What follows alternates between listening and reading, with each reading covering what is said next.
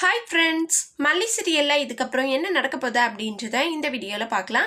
இப்போ தான் எல்லா பிரச்சனையும் தீர்ந்து இந்த சுடர்கிட்ட இருந்து நம்ம வெண்பா குட்டியை காப்பாற்றி நல்லபடியாக மல்லியும் வெண்பாவும் சேர்ந்துட்டாங்க அப்படின்னு சொல்லிட்டு சந்தோஷத்தில் பெருமூச்சு விட்டா அதை முழுசாக மூச்சு விடக்கூட முடியாத அளவுக்கு திரும்பவும் ஒரு பெரிய பிரச்சனை வந்துருச்சுங்க. அது என்ன அப்படின்னு பார்த்தீங்கன்னா, அது எல்லாத்துக்குமே காரணம் இந்த ராஜி தான். ராஜி ரகு கிட்ட சொல்லி அந்த சுடரை போட்டு தள்ளிடுங்க, நான் அளவுக்கு மீறின பணம் உங்களுக்கு கொடுக்குறேன்னு சொல்லிட்டு நம்ம மல்லி டெய்லி கிச்சனில் காயறிகிற அந்த சிசரை எடுத்துகிட்டு, அதாவது அந்த கத்தியை எடுத்துகிட்டு போயிட்டு இந்த ரகு கிட்ட கொடுத்து அந்த கத்தியை வச்சு சுடரை காலி பண்ணிட்டா பழி முழுசாக இந்த மல்லி மேலே போயிடும் அப்படின்னு பிளான் பண்ணாங்க. அதே மாதிரி பிளான் ஒர்க் அவுட் ஆகி கடைசியில் நம்ம மல்லியை தேடி போலீஸ் வீட்டுக்கே வந்துடுதுங்க. வீட்டுக்கு வந்ததும் நீங்கள் தான் ரேணுகாவை கொலை பண்ணீங்க அப்படின்றதுக்கான ஆதாரம் எங்ககிட்ட இருக்குது அப்படின்னு சொல்லிட்டு அந்த கத்தியை காமிக்கிறாங்க. உடனே இந்த ராஜி என்ன சொல்கிறாங்கன்னா, ஆமாம் சார், அது இந்த வீட்டில் இருக்கிற கத்தி தான் அப்படின்னு சொல்கிறாங்க. ஸோ நம்ம மல்லி வெண்பாவை கட்டி பிடிச்சிக்கிட்டு அழுறாங்க. இன்னொரு பக்கம் நம்ம வெண்பா குட்டியும் அப்படியே தழுவி பிடிக்கிறாங்க. வெண்பா, அதாவது நம்ம அம்மா மல்லிமாவை போலீஸ் எடுத்துகிட்டு பிடிச்சிட்டு போயிடுவாங்களோ அப்படின்னு சொல்லி பயந்துக்கிட்டே இருக்காங்க. ஸோ இந்த நேரத்தில் தான் விஜய் வீட்டுக்குள்ளே என்ட்ரி ஆகுறாரு. உடனே எங்களுக்கு வேறு வேலை இருக்குமா, நீங்கள் லேட் பண்ணாதீங்க, உடனே வாங்க, கூட வாங்க அப்படின்னு சொல்லிட்டு மல்லியை கூப்பிடுறாங்க. நம்ம விஜய் பேசுறாரு. என்ன பேசுறாருன்னு தெரியல, வரப்போற எபிசோட்ல தான் தெரியும்.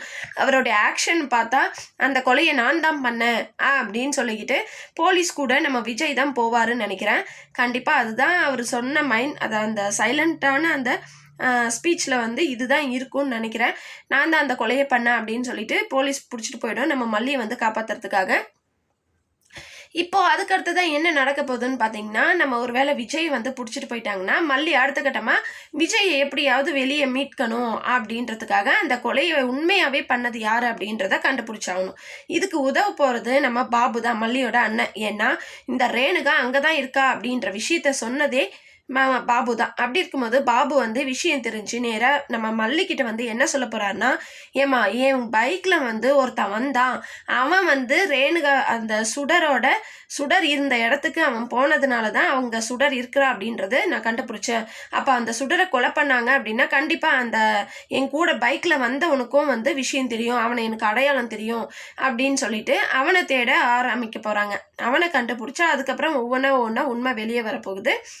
கடைசியில் பார்த்தீங்கன்னா இந்த கொலையை பண்ணது இந்த ரகுவும் ராஜியும் தான் அப்படின்ற உண்மை நம்ம மல்லி கண்டுபிடிச்சி தான் ஆக போகிறாங்க.